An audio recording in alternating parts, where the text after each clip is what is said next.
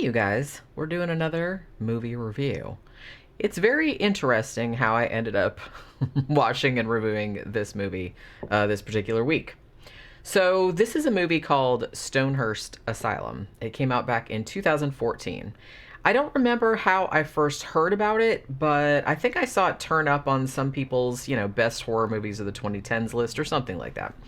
And it had like a really lot of big British actors, like actors that I liked in it, and it was sort of loosely based on an Edgar Allan Poe story. So it's just kind of like, oh, I'll have to get around to like watching that. So I put it on my very, very long to watch list. But I hadn't gotten around to it yet. But then I was revisiting a book review that I did. This book, which I also bought completely randomly, like many, many years ago, called Inamorata by a guy named Joseph Gangemi. I'm not sure if I'm pronouncing that correctly, or Gangemi. And I really, really loved that book. And I was, for whatever reason, I was like revisiting my review of it that I did a while back. And when I was looking into the guy's background, I discovered that he was actually, Inamorata was the only novel that he wrote, but he was kind of better known for writing screenplays, one of which was Stonehearst Asylum. So I was kind of like, well, shit, I remember I'd been wanting to really see that movie. So now's the best time to go about that. It's on Amazon Prime. I think it's also on Tubi for free if you want to watch it on there. Now, Stonehearst Asylum, even though it is based on an Edgar Allan Poe story, sort of, which I'll get into in a little bit, it's not necessarily a horror movie. It does have some kind of horror-y elements, but it's kind of more, I don't know, I would call it more like a Gothic thriller. I see it compared a lot to Shutter Island, so if you liked that, then you'll probably like this as well. Now, this was actually directed by Brad Anderson, who did The Machinist. He did Session 9. He did the Sounds Like episode of the Masters of Horror series from back in the 2000s. So, he's done a lot of horror stuff, but stuff that's kind of like, because I feel like The Machinist was not horror, but it was like sort of horror adjacent. This one's kind of like the same thing. It's not necessarily like scary, but it does have kind of like psychological thriller type aspect to it. And it's very, very Gothic in the sense that it's set at the turn of the 20th century. And as I said, it's based on Edgar Allan Poe story. Now, the Poe story that it's based on is one of Poe's lesser known ones, which is called The System of Dr. Tarr and Professor Fether, which is almost like a black comedy or like a satire. It's like a satirical story. The movie doesn't really have a satirical tone to it exactly. I have seen it called, I was watching like Mark Kermode's review of this, and he really, really did not like it. He thought that it was just like very, very, what was the word he used? Overripe. And that like everybody just like chewed the hell out of the scenery, which I guess they do, but it didn't really strike me. I don't know. It really didn't strike me as excessive, I guess, because I was going into this expecting it to be like a Gothic sort of story, like a melodrama. So it didn't really strike me that anyone was like going way out of the thing and like chewing all the scenery or anything like that. But apparently he did think that. And honestly, this movie, even though, as I said, I first heard about it because I saw it on somebody's, their favorite horror movies of the 2010s list, this really didn't get that great of reviews. It seemed like most of the reviews were just, they said, well, it wasn't like creepy enough, or it didn't go far enough like with its satire, or or it just kind of like fell flat. It just wasn't good enough. But I don't know, it's not like a perfect movie, but I actually found it like pretty entertaining. So your mileage may vary. Like I said, don't go into it expecting it to be a horror movie, because it's not necessarily, but it does have that sort of like Gothic, like that Edgar Allan Poe sensibility. Now, as I said, the Edgar Allan Poe story is actually quite short. And as I said, it's more satirical. It's like a black comedy type story, because he did write funny shit as well. I don't know if a lot of people know that, because he's most known for his horror stuff. But the story, I mean, the movie is pretty much, like the first probably like 20 minutes or 30 minutes or something of the movie is based on the story, and then it kind of just goes off in its own direction, because it would be really hard to make an entire movie out of the story because it's so short. Now, I will say that this movie has at least two pretty significant twists, And in order to talk about the movie at all, I'm probably going to have to spoil the first one.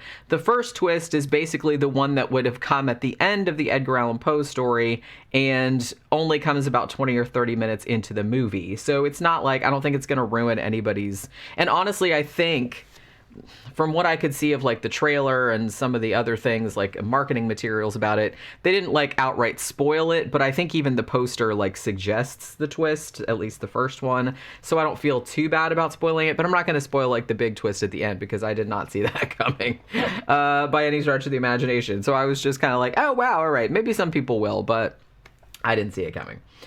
So what we have, I mean, as I said, this is like an all-star cast. Listen to this fucking shit. Okay, so Kate Beckinsale is in this.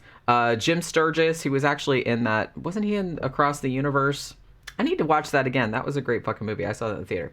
Michael Caine is in this. Ben Kingsley is in this. David Thewlis is in this, who I love. I mean, like every single, all these really, really big British actors are in it. So it's just an amazing, amazing stacked cast.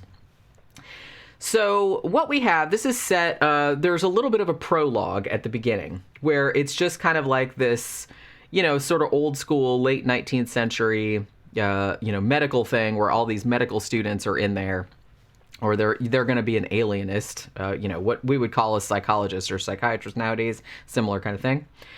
So there's a bunch of like medical students, and then somebody's giving a lecture, like a doctor's giving a lecture, and he brings out Kate Beckinsale's character. Now, her character is named Eliza Graves, which actually was, I think, what the movie was originally going to be called. So she comes out, and the doctor's just kind of like, okay, well, this woman has all the classic symptoms of female hysteria. So we put her on heroin, so she's, not going to do anything crazy or anything like that. But he basically says, well, I'm going to, they don't use this word, but I'm essentially going to like trigger her into a reaction so you guys can see what happens. Now, you find out over the course of the story that whether or not Eliza is insane, I kind of doubt it, but she does have a thing where she can't really, like, if somebody touches her, like, particularly in a way, like, she can't do affection or hugs or kisses or anything like that. She kind of, like, she freezes up. Now, you find out later that this is probably because she was subjected to abuse, probably from her husband, who she's still married to. They actually ended up putting her in asylum after her husband apparently attacked her, and she defended herself by biting his ear off and poking out one eye. Like I said, probably justifiably so. But, this was 1899, so of course they're going to stick her into an asylum and say she's crazy. But she still has this thing that's left over. Like I said, anybody that tries to touch her in any sort of like affectionate way or any kind of sexual or intimate way, she just like freezes up in her hands, like she starts having seizures and things like that. So that's kind of like the prologue. And she is basically begging these medical students. She's like, I'm not mad. Please get me out of here. But obviously, the doctor's like, oh, of course, they all say that. You know what I mean? So then we skip ahead to this other character, Edward Newgate. And he's kind of like this young doctor from Oxford University. And he is traveling to this very remote asylum called Stonehearst Asylum. And when he gets to the gate, it's very, very, like I said, it's very Gothic. It's like all up in the mountains, and it's just kind of like, it's all foggy, and it has like this big wrought iron fence. It's great. I love that kind of shit. So he turns up at the fence, and David Thewlis, who's kind of like the groundskeeper, steward type of dude, he shows up and he's like, basically, who the fuck are you? And like, so Dr. Newgate's go, oh, well, I sent a letter to the superintendent of the hospital. It's like, I'm from Oxford University and I want to go into, I want to do asylum medicine. And I wondered if I could kind of like follow him around on his rounds or whatever. So they're like, well, we don't know if you got a letter or not, but whatever, you can like come inside. So he goes in and he meets the superintendent, Dr. Silas Lamb, played by Ben Kingsley. Now, when he gets there, when Newgate gets there, and Silas Lamb seems a little bit weird, but I mean, not overly weird or anything like that.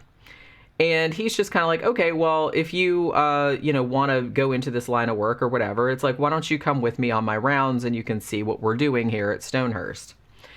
One thing that strikes Dr. Newgate right away is that this is not an asylum, the same kind of asylum that you would normally see in Victorian England in 1899. No one is running around naked in the halls. No one's in the cage. No one's in the cages. Nobody has straight jackets on. Nobody's being like hosed or anything like that.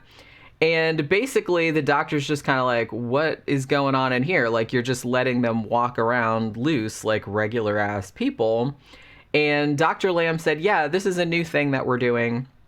We're essentially just letting them live as though they're normal people, giving them some dignity, like we'll give them little jobs to do and things of that nature. Like, he goes to this one guy, because this asylum, it's actually like a rich people asylum. He's basically like, well, this is where like all the finest families of Europe, this is where if you have some embarrassing relative that has some mental illness, this is where they stick you. So these are all just kind of like actually dukes and lords and things like that, but have kind of been shoved in there because they're an embarrassment to their families. Like, for example, there's one guy in there who I think is some kind of duke or something, and he thinks that he's a horse.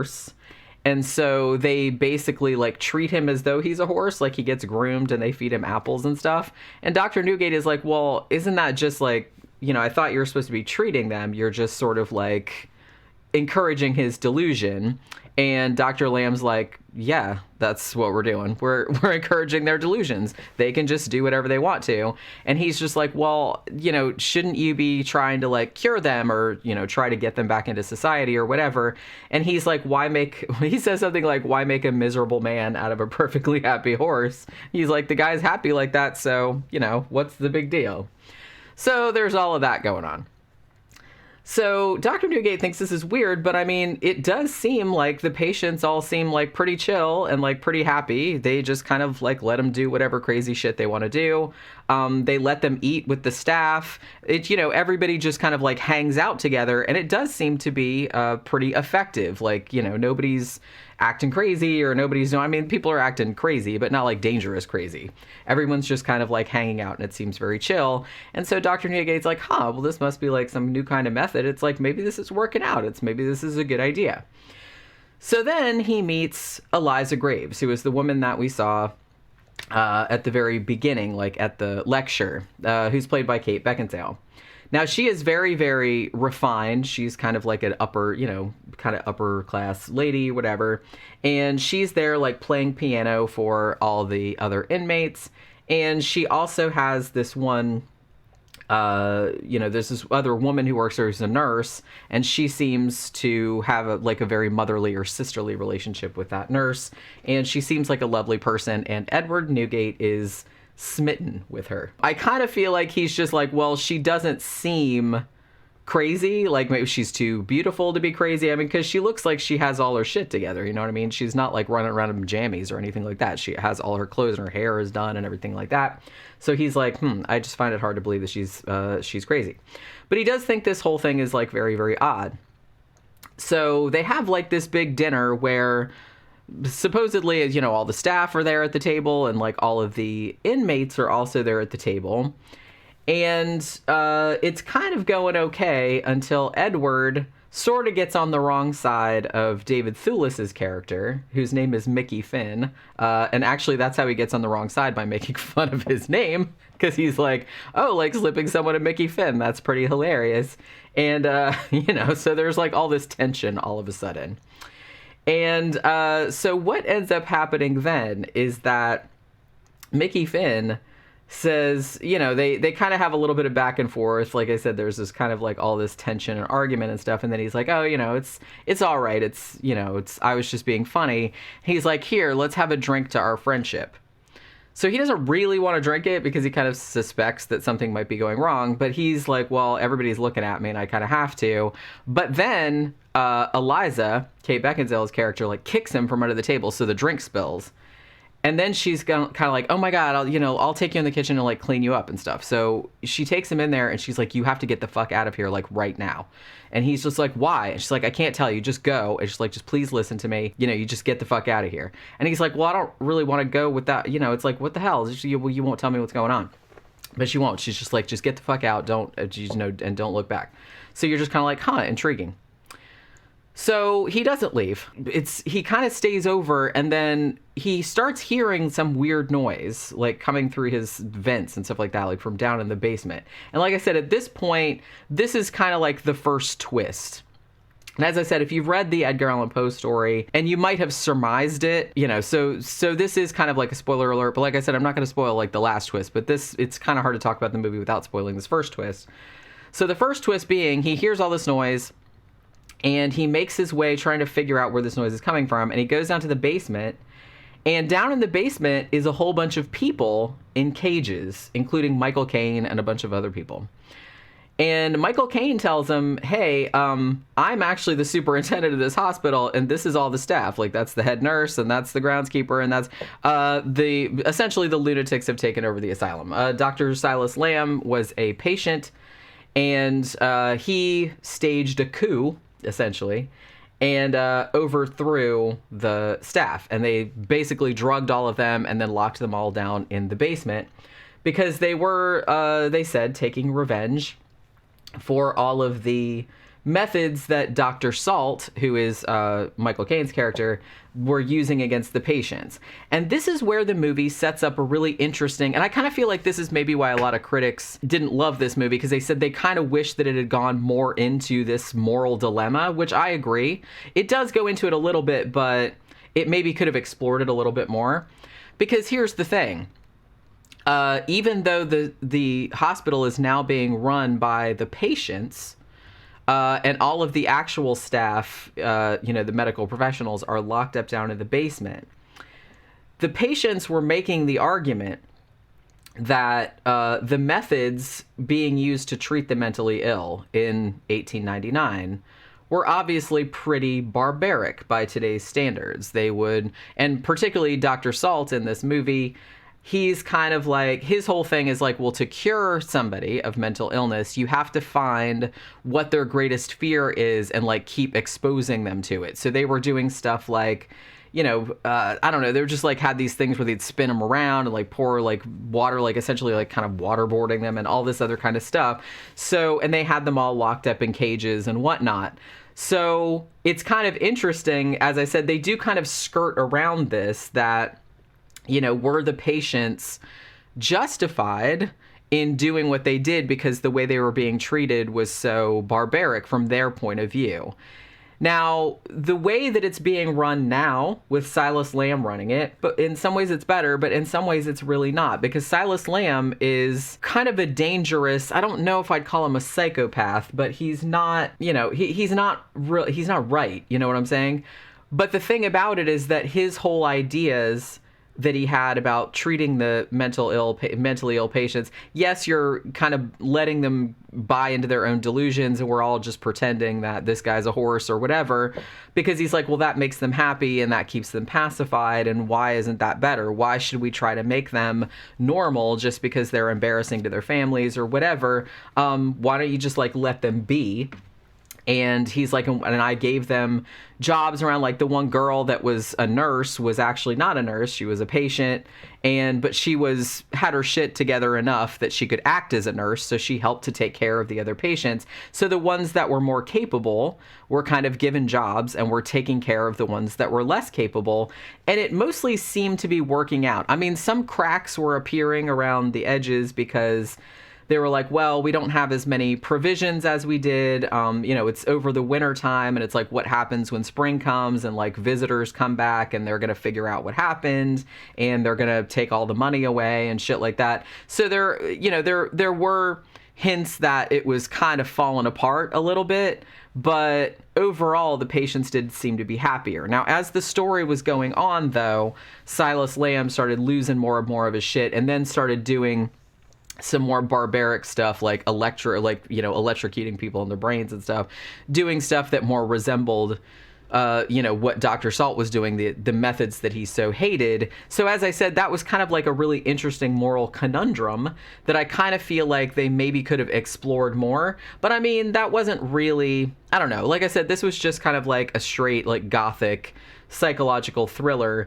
and it does go into those issues, but not super, super deeply. But I just really did like that sort of conundrum was introduced, because I was just kind of like, oh, well, maybe you could kind of see like that the patients had a point, and also that like the doctors had a point too, because all the doctors like Michael Caine and stuff like that, they weren't necessarily portrayed as monsters or anything like that. Like Michael Caine was kind of a dick, but like the other one, like the head nurse and stuff like that, seemed like a lovely, very sympathetic person. So all of the staff, the original staff of the hospital that the patients had put down in the cages, I mean, some of them were, perfectly nice people who probably didn't victimize the patients in the same way.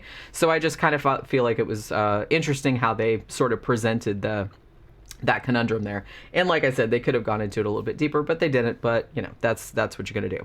So yeah, so at that point it gets to be, I felt like well, I really did like this movie quite a bit, although I did think that like the middle part of it like sagged a little bit, because once Dr. Newgate finds all the other staff like down in the basement, and he's gonna try and get them out, but he doesn't want Dr. Silas Lamb, because they say, look, Dr. Lamb, he's dangerous. You know what I mean? He was kind of one of our worst patients.